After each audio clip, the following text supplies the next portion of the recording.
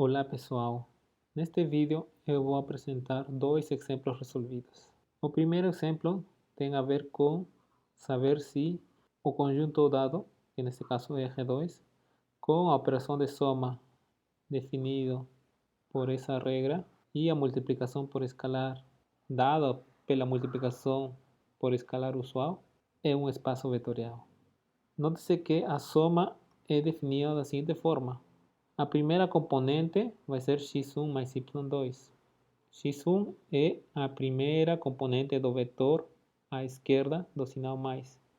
E essa primeira componente está sendo somada com y2, que é a segunda componente do vetor que está à direita do sinal mais. Então, podemos, talvez para ajudar a lembrar essa soma, na primeira componente, vamos utilizar essa retinha e vamos indicar com uma setinha para indicar que é x1 mais y2. E também temos que a segunda componente é x2 mais y1. x2 é a primeira componente do segundo vetor, ou seja, o vetor que está à direita do sinal mais. E x2 está sendo somado com y1. Então vamos indicar aqui com uma setinha para indicar que a soma é x2 mais y1.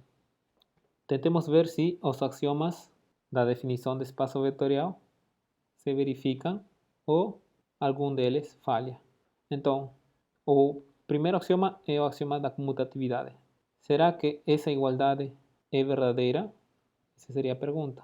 Então, calculemos o par ordenado da esquerda. Utilizando a regra dada para a soma, teríamos, isto seria x1 mais y2 e a segunda componente x2 mais y1. Agora, o par ordenado da direita seria igual a quê?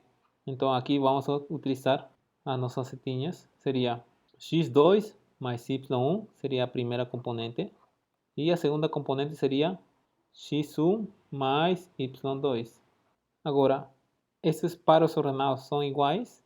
Se fossem iguais, então o axioma comutativo estaria verificado. Mas estamos vendo de que não são iguais. x1 mais y2 não é igual a x2 mais y1. Então essas primeiras componentes, já que são distintas, portanto, esses pares ordenados vão ser distintos. Ou seja, aqui não temos uma igualdade. São distintos. Portanto, S1 não é verificado. Consequentemente, esse conjunto que é R2 com essas operações de soma e multiplicação por escalar não é espaço vetorial. No seguinte exemplo, temos nosso espaço vetorial dos polinômios de grau menor ou igual a 2 com as operações usuais. E estamos considerando um subconjunto desse espaço vetorial.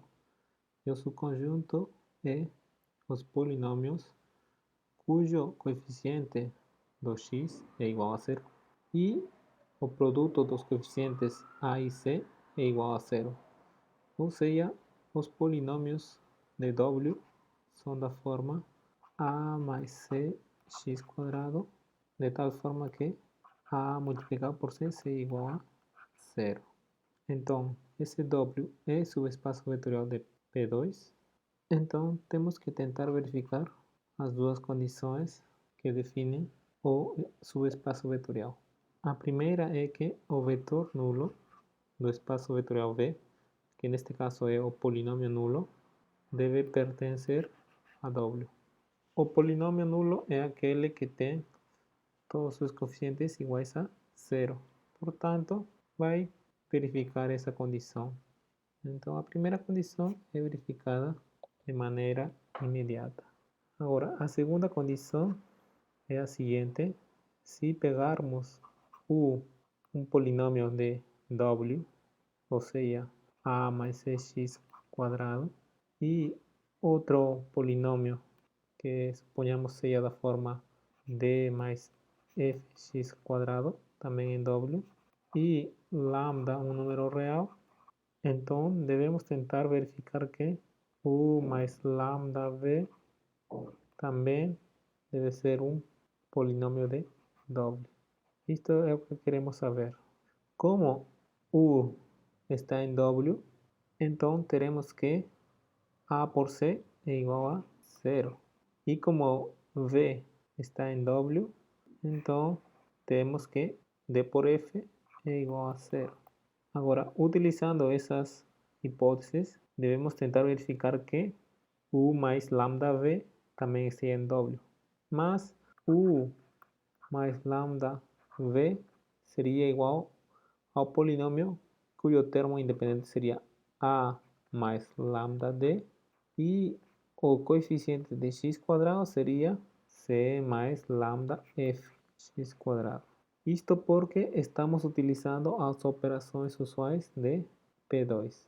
Agora, para que esse polinômio esteja em W, devemos tentar verificar que A mais lambda D multiplicado por C mais lambda F deve ser igual a 0.